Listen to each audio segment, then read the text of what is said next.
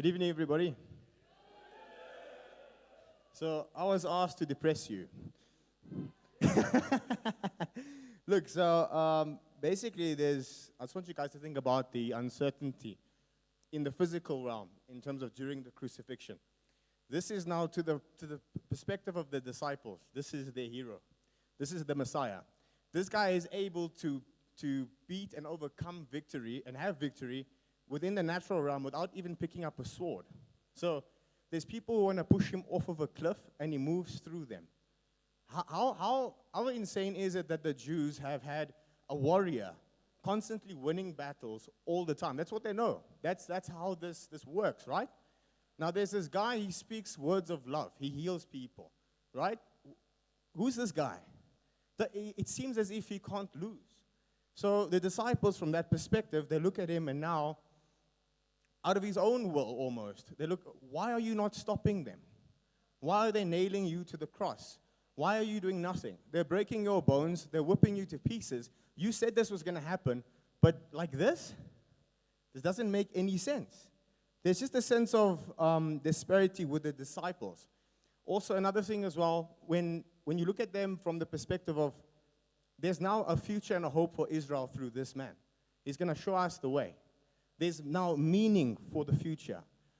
When something is going to be accomplished and something will be fulfilled, there is a hope for the future. There's like a line now. And you never want to leave this person's side because now you devoted your everything. Now, when he gets put up onto the cross that way, when they take him away, and Jesus' mother Mary sees him posted there, was he not meant to be the one who would come to save the world? And when they see that, doesn't the purpose now lose a bit of meaning? There's a bit of uncertainty. Well, what does this mean for the future of humanity? Did Gabriel not promise Mary that he would come to take the sins of the world? What is happening now? It's a weird place to be. So from the perspective of the enemy looks at this and they feel like they're winning. Have you guys ever seen an opposing team's group, like their audience, like they're shouting, they're cheering. They're not specifically going against you, but they're cheering their team. Now, doesn't that make you cringe and stuff?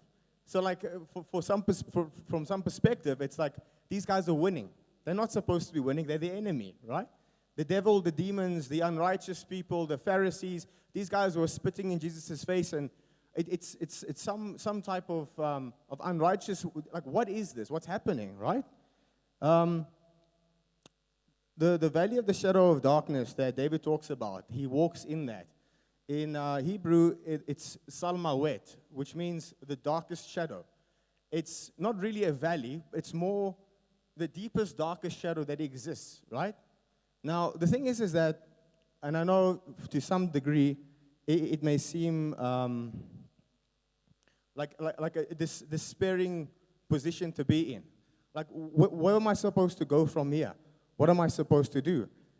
And the thing is that, like, for example, Peter and the rest of the disciples, after the crucifixion of Jesus, they continue to live their lives as if they were what they were normal.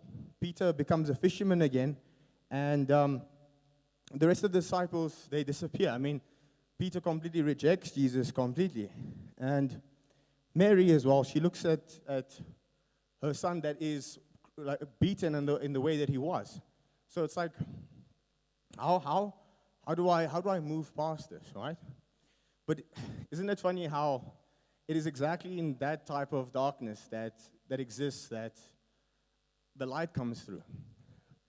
It's the weirdest place because Jesus went through the deepest, darkest, like the thickness. Like in science, there's a term called dark mass, and we can't study it completely because of its density and how far away it is from us.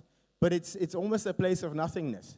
And it is in that place where we experience that greatest depression that the light breaks through. And there's always a way out at the end. And when Peter was on the fishing trip, and he looked over, like they cast their net in the other side, and they pulled in the the amount of fish that they did, they knew instantly this was Jesus.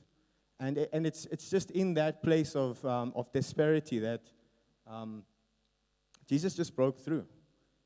So yeah, that's the from that perspective, from the physical realm, even in that uncertainty, in that ambiguity that we face life, when things happen, when you're having a direction that you're walking in, and the leader of what it is that you're doing falls away, there's the sense of death to the rest of the team as well, and the identity.